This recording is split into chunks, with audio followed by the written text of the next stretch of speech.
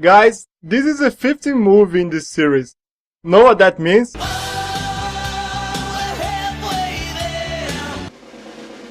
Terror of MechaGodzilla is one of the few direct sequels in the franchise, carrying on quite a few plot threads of the previous installment. With that said, this movie is a stark contrast with the last one, mostly due to the fact that this film was directed by Ishiro Honda himself, returning after 5 years away from the franchise he helped give birth.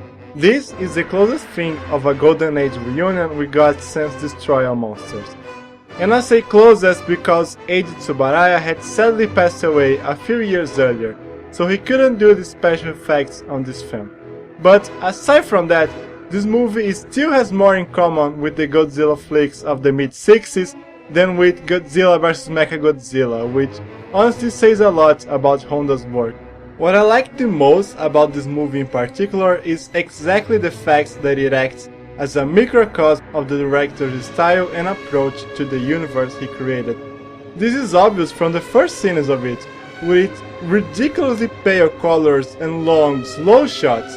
To say that these movies were darker than the average is no understatement, and not only plot and tone-wise because the photography was super dark, especially after the movies entered the 70s and the quality of the film got better, and particularly in exterior shots.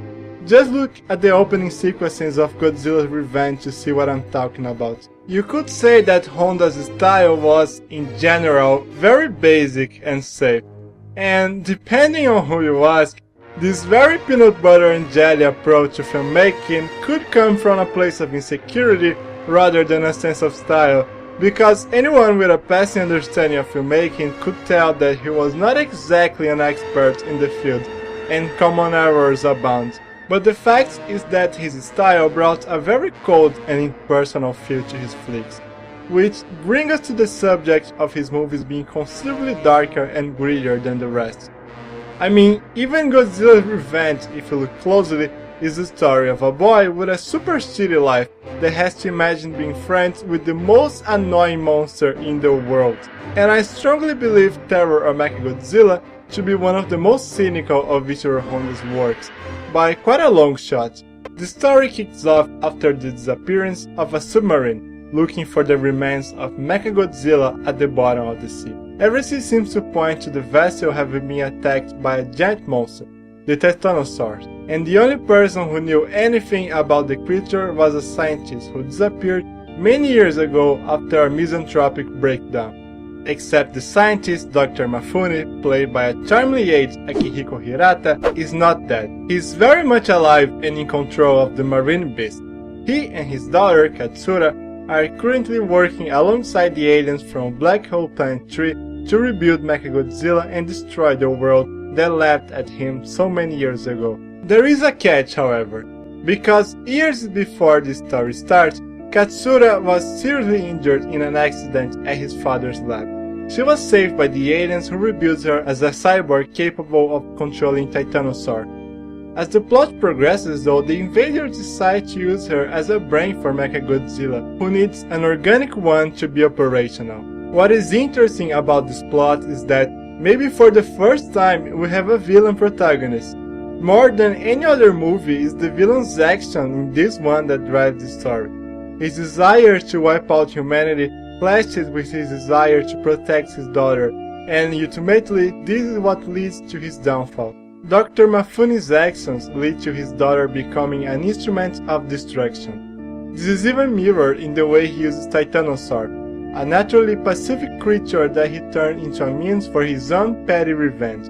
This negligence with Katsura's well-being will eventually lead to her death and torment the scientist to the end. This movie does have the usual good guys you would expect from a Godzilla flick though. Among them, the marine biologist Ichinose is clearly the most relatable and unquestionably fits the bill of the movie's hero. At first, he's just helping the police investigate Titanosaurus, trying to get information about Mafune's research on the creature with Katsura, but ends up falling in love with the woman because she's a peach, look at her. It's important to notice that despite being the hero, he is more or less tagging along in what seems to be the Doctor and Katsura's personal journey. Actually, I don't think he contributes to the plot at all. I mean, at some point he tries to talk some sense into Mifune, but that's no use, so yeah, he's useless. Not that all of the good guys do nothing. During the climatic battle, the Interpol forces manage to neutralize Titanosaur, giving a chance for Godzilla to get back on his feet and defeat the monster himself. They also raid the villain's base at the end, but their actions are mostly a response to the father and daughter duo's actions. And I know this is true for most films, I'm just saying this is more egregious in this one. The villain's plotline brings a very pessimist tone overall, but it's the ending that will punch you in the guts. Dr. Mifune gets caught in the crossfire when the Interpol raids the alien's base, and Katsura kills herself in Ichino's arms to stop MechaGodzilla for good. Both die while realizing all the evil they've done and without a chance of redemption. So, now you may be asking, what about Godzilla? Yeah, well, he doesn't do much in this movie. He gets his butt kicked through most of the climax until some external forces neutralize his foes, allowing him to deliver the final blow. Also, he blows up the aliens' UFOs when they try to leave, but that's basically it. That being said, the action in this movie is pretty stellar, even if most of what Godzilla does is getting beaten. I mean, I can't be very unhappy with a movie that delivers me this.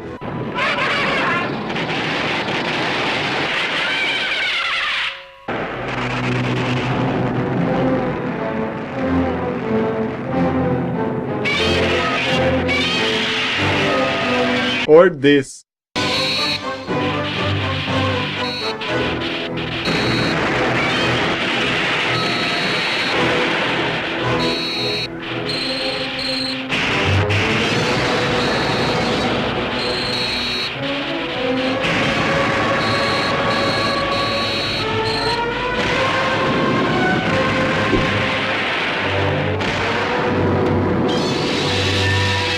When Godzilla is not around, the film delivers big time in the destruction department. Honda usually uses the scenes as a way to emphasize urgency, as a plot device more than anything. This is clearly a reflection of the fact that the filmmaker never completely forgot the roots of the franchise. Overall, Terror of MechaGodzilla is a bummer, in more ways than one.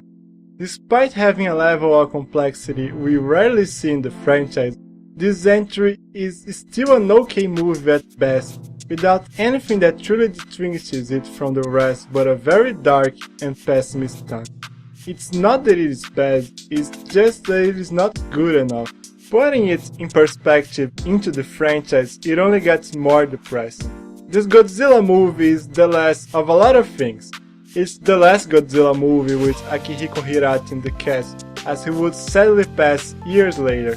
He was even supposed to be in the next movie, but fell ill just before the filming started and had to be replaced at the last minute.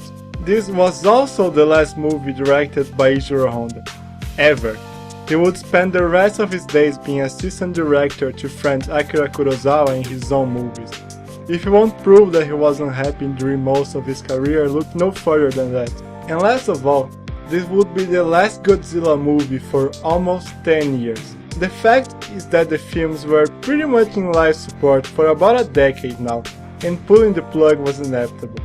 The franchise as a whole had become stagnant after Astro Monster. There is no denial of that. The lack of profit generated a lack of creativity that powered a cycle of neglect that would eventually kill the series. It just bugs me that the franchise had to go out in such a sad, depressive note, with a so-so movie that doesn't live to what these guys had accomplished before.